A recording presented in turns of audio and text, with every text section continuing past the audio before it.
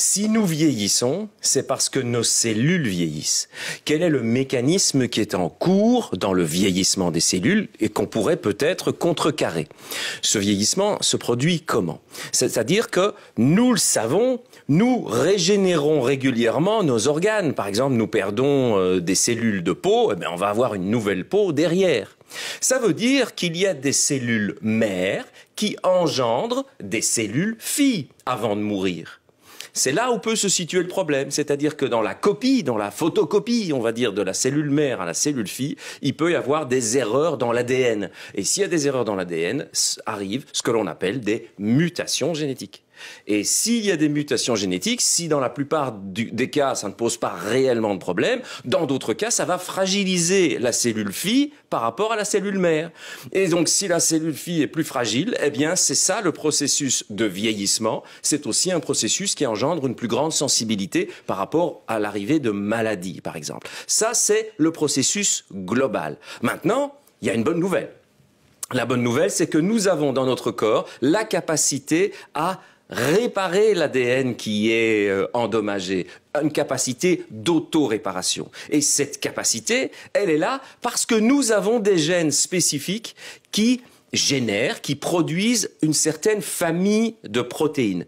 C'est le seul mot compliqué que je vais utiliser. Ces protéines s'appellent des sirtuines. Ça, c'est le nom des protéines. En fait, ce sont des enzymes, mais compliquons pas. On va dire que ce sont des protéines, les sirtuines. Ce sont ces sirtuines, si vous en avez en suffisance, eh bien, vous allez pouvoir réparer un peu mieux votre ADN en cas de problème de copie, et vous allez donc ralentir le vieillissement. Et là, vous comprenez que les chercheurs se disent les sirtuines, on va peut-être s'y intéresser. Et c'est là que des chercheurs ont fait une expérience. Ils ont pris des gènes fabricants de la sirtuine et ils les ont multipliés et ils les ont introduits dans un petit ver. Ce petit ver s'appelle Ascaris. Et donc, ce qu'ils ont fait, c'est qu'ils ont créé des Ascaris génétiquement modifiés.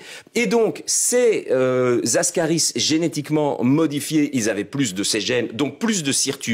Puisqu'ils avaient plus de sirtuines, eh bien, ils ont vécu plus longtemps, 50% de plus que les autres. Donc, c'est gigantesque comme amélioration. Alors, évidemment, nous ne sommes pas des vers Ascaris, c'est sûr. Mais vous nous dites qu'on va peut-être vivre jusque 120 ans, quoi. Alors, je vous dis pas ça. Je vous dis qu'effectivement, vous avez parfaitement raison. Si on rapporte à une espérance de vie moyenne de 80 ans aujourd'hui, chez l'être humain, on arriverait effectivement à 120 ans. Mais les recherches ont été beaucoup plus loin, puisqu'ils se sont dit, la sirtuine, il y a peut-être quelque chose à tirer de plus intéressant encore. On s'est rendu compte que nous produisons naturellement de la sirtuine, et en particulier dans certaines conditions.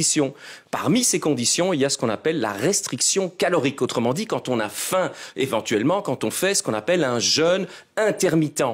Qu'est-ce qui se passe à ce moment-là? Eh bien, on va fabriquer plus de sirtuine et donc c'est peut-être bon pour la santé. Après, les recherches ont été encore plus loin. Ils se sont dit, tiens, est-ce qu'il n'y a pas des trucs si vous faites un jeûne intermittent? Oui, il y en a deux. Le premier, c'est que le jeûne intermittent doit durer 12 heures.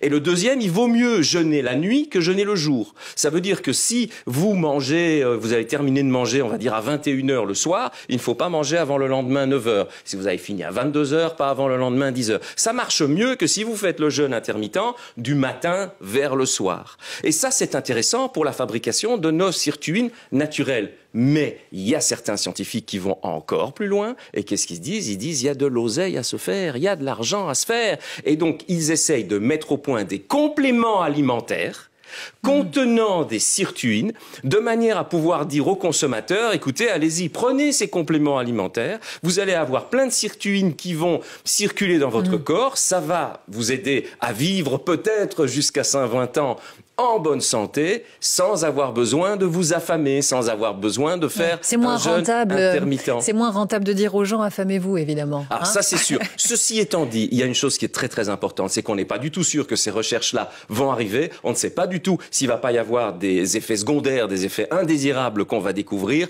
Et donc, je tenais à vous en parler parce que ces recherches existent. Oui, il y a un petit effet, même un gros effet marketing derrière. En tout cas, ces recherches-là, elles avancent.